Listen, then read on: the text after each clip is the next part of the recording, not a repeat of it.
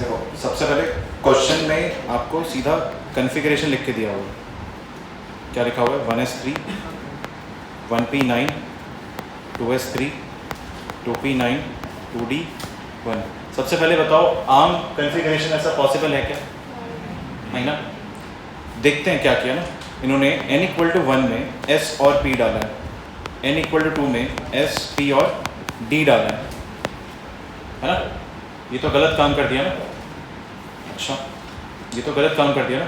अब हम एक काम करते हैं, मान लो अगर ऐसा होता कि जो L की वैल्यू थी वो 0 to n+1 पॉसिबल होती, मान लो L = 0 से n+1 पॉसिबल होती, तो ये चीज़ हो जाती ना। P का L क्या होता है? 1 होता है। S का L कितना होता है? 0। S का कितना होता है? 0। P का कितना होता है? 1। D का कितना होता है? 2। बात समझते हैं सर? पक्का? ठीक है। अब सबसे पहली चीज़ देखो, इन्होंने क्या लिखा है? 1s3 लिखा है ना। इसका मतलब क्या है? इन्होंने एक ऑर्बिटल, एक प्यारा सा s सबशेल जिसमें सिर्फ एक ऑर्बिटल होता है, उसमें इसने कितने इलेक्ट्रॉन भर दिए? 3 इलेक्ट्रॉन। तो मुझे पॉली को तो चेंज करना पड़ेगा ना। आंसर पॉली हो गया। दूसरा, change in possible values of L, इसकी ज़रूरत नहीं पड़ेगी। Change in the value of L for any subshell, change in value of L for any subshell, इसमें ज़रूरत पड़ेगी क्या मुझे चेंज करने की? इसमें चेंज करने की ज़रूरत पड़ेगी क्या? मुझे एक शेल में कितने सब शेल पॉसिबल है वो तो चेंज करने पड़ेंगे ना। तो मुझे B भी चेंज करना पड़ेगा ना। मेरे को n = 1 में जहाँ पे पहले S ही पॉसिबल होता था वहाँ पे P भी उठा लाए ना तुम लोग, राइट? तो आंसर क्या होगा? B भी हो जाएगा ना। हाँ, change in value of L, मुझे ऐसा लगता है इसकी ज़रूरत नहीं पड़ेगी।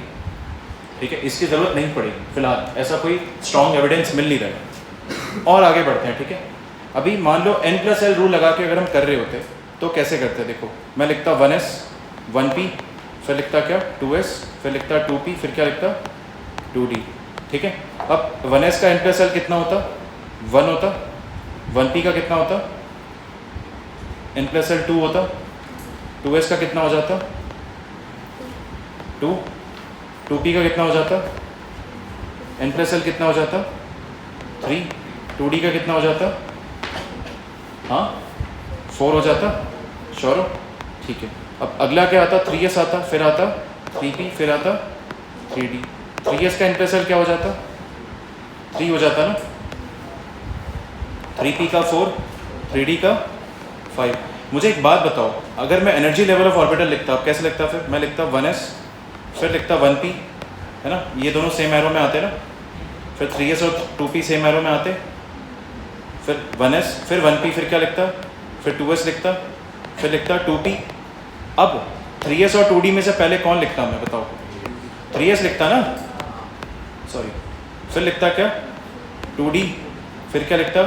3p। समझ रहे हो? तो मुझे पहले 3s में भरना चाहिए था ना इलेक्ट्रॉन 2d से, बट यहाँ पे देखो उन्होंने क्या किया, गलत बात कर दी ना। गलत बात कर दी ना। इसका मतलब क्या है?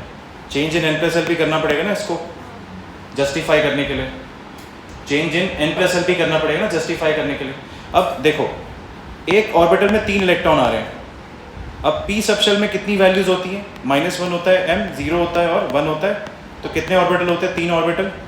उन 3 ऑर्बिटल्स में कितने इलेक्ट्रॉन आते हैं? 3 × 3 9 आते हैं ना। 3 × 3 6 होता है। क्या बात है, 9 आते हैं ना। तो क्या मुझे change in possible value of m करना पड़ेगा एक सबशेल के लिए? मैग्नेटिक क्वांटम नंबर इंट्रोड्यूस करने पड़ेंगे? नहीं ना, ज़रूरत नहीं पड़ रही ना। तो आंसर क्या है इसलिए? इसका आंसर BCD होना चाहिए। एक बार चेक करो। ठीक है, A नहीं है सही। ठीक है, A गलत है, BCD सही होगा। समझ में आया इसका? पक्का?